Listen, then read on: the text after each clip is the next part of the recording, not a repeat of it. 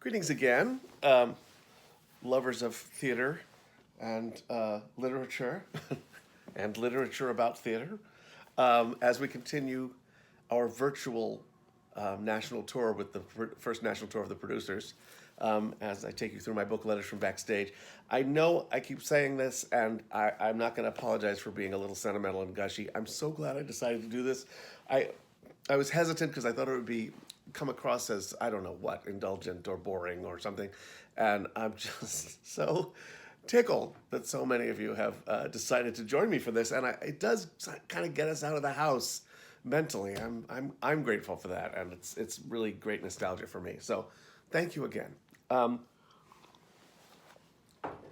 when we last left our story, we were in Tempe, Arizona, where things were getting a little dry.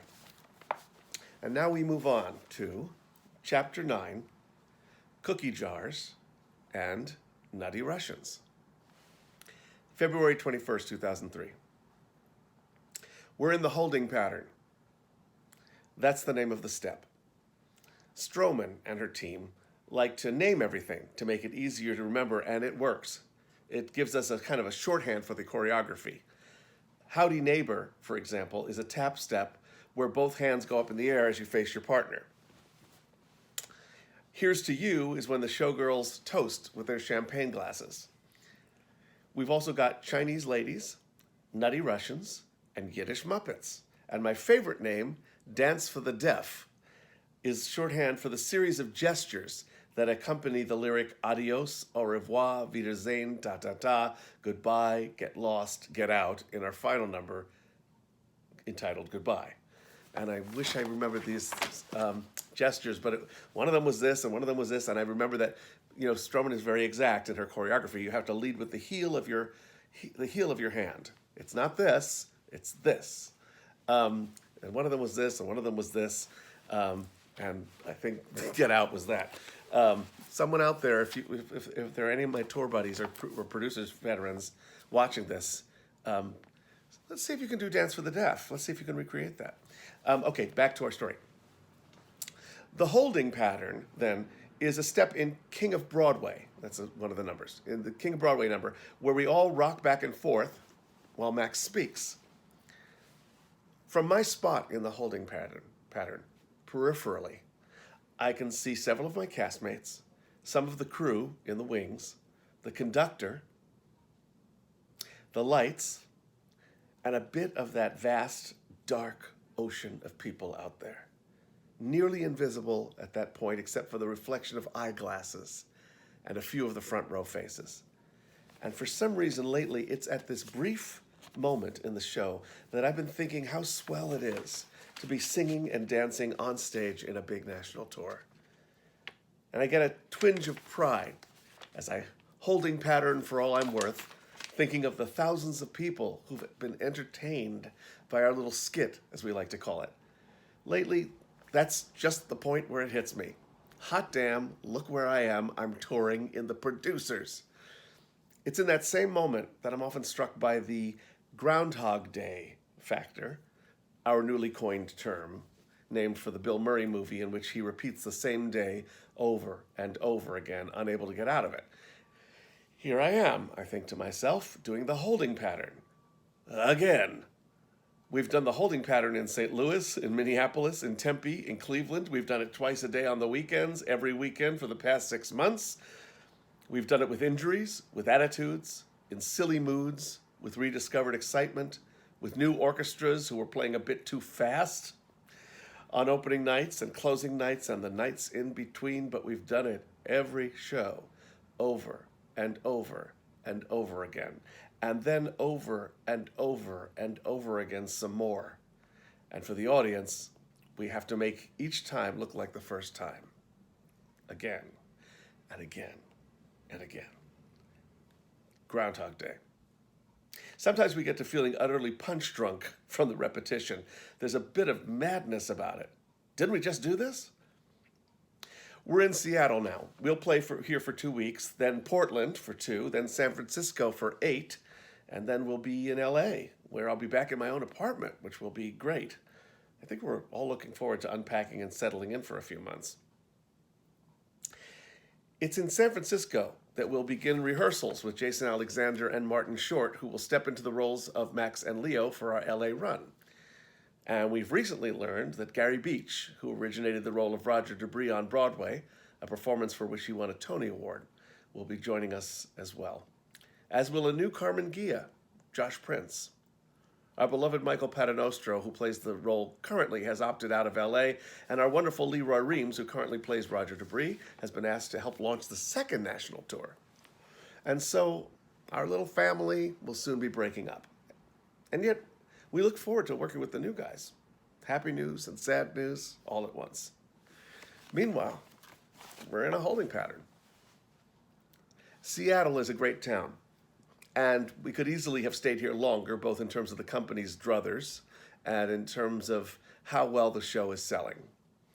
I have to pause because some of you folks may not know the expression druthers. Druthers is slang for preferences. Like I'd rather do this, I'd rather do that, rather do this, rather do that. It's from Little Abner. There's a song, If I Had My Druthers. So we could have stayed here longer, both in terms of the company's druthers and in terms of how well the show is selling. But prior to opening, there was, I feel, a hair of skepticism about our great big Broadway smash on the part of this hip, grungy, brooding bohemian mecca. The day before the show opened, I stopped by a coffee house for a bite to eat and picked up a copy of Seattle Weekly, the local free, hip, alternative newspaper.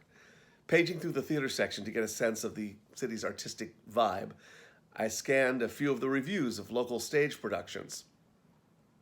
While A Chorus Line was mercilessly panned, as were several light comedies, the tragic, cutting-edge new drama about the headless circus performer dealing with his sexuality issues, yes, really, garnered an absolute "this is what theater is all about" rave.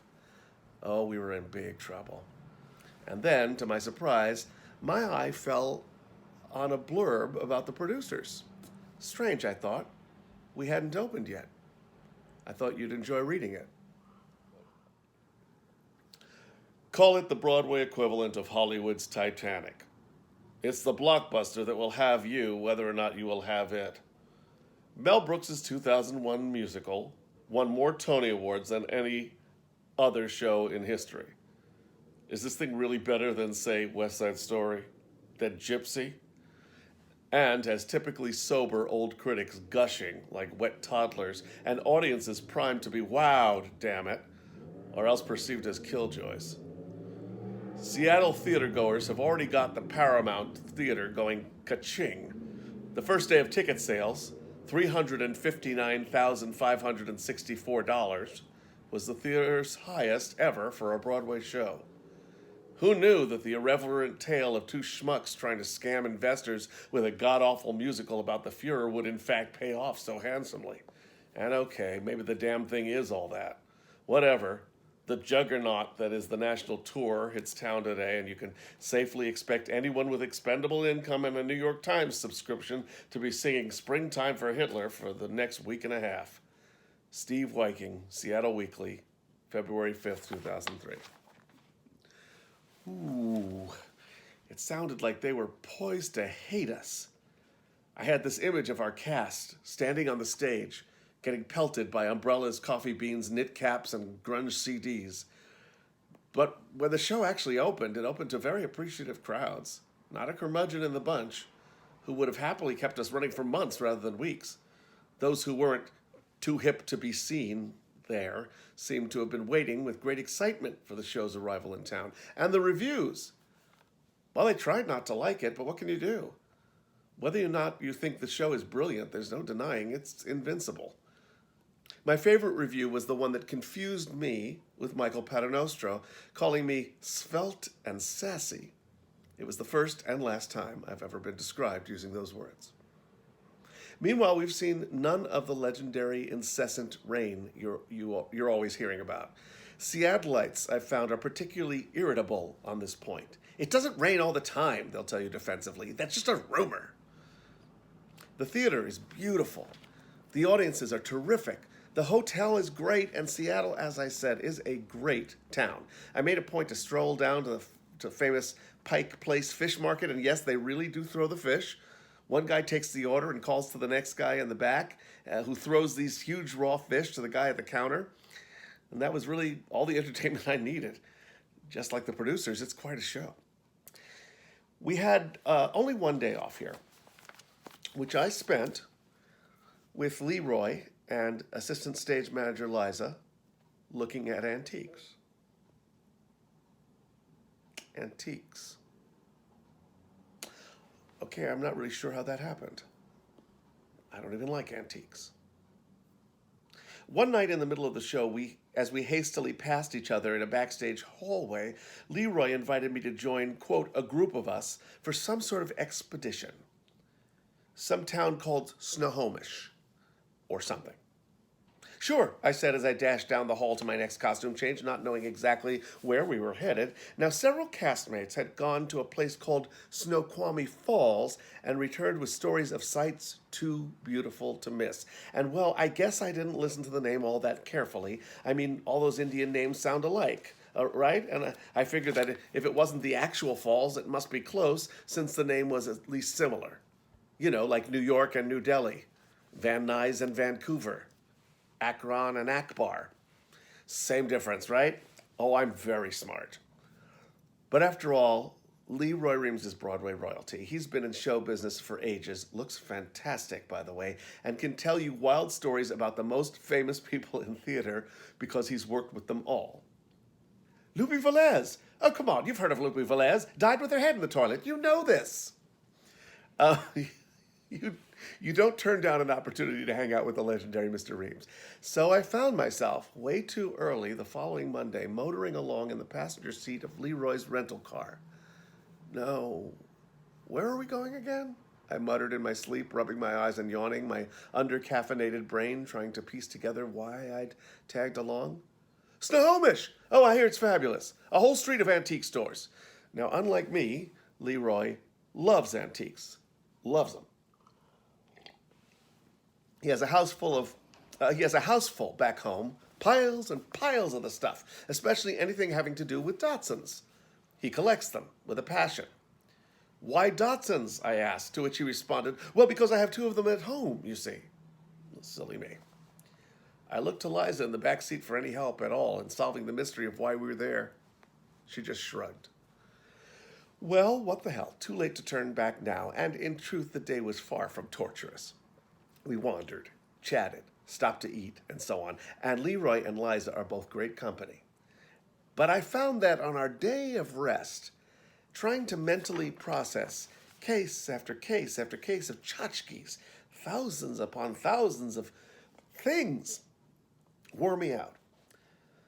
There were rusty old wind-up toys, tea cozies, suitcases, pillbox, hats, shoe trees, placemats, posters, rings, tumblers, paperweights, golf clubs, bolts of fabric, milk bottles, canes, LPs, frames, cookie jars, flatware, high chairs, bow ties, paintings, mirrors, books, thimbles, lamps.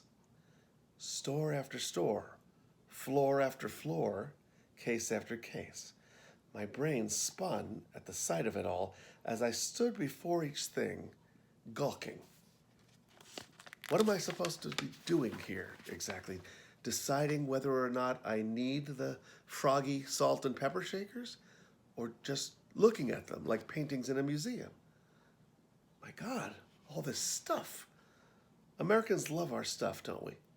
And these towering emporiums were like temples paying homage to great amounts of old stuff that people used to own, cases and cases of it, and shelves and racks and piles and rooms.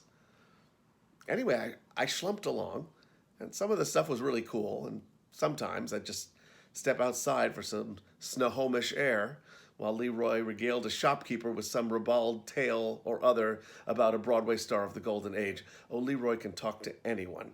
We love that about him. And his hilarious stories are endlessly entertaining. Well, not endlessly, but certainly entertaining.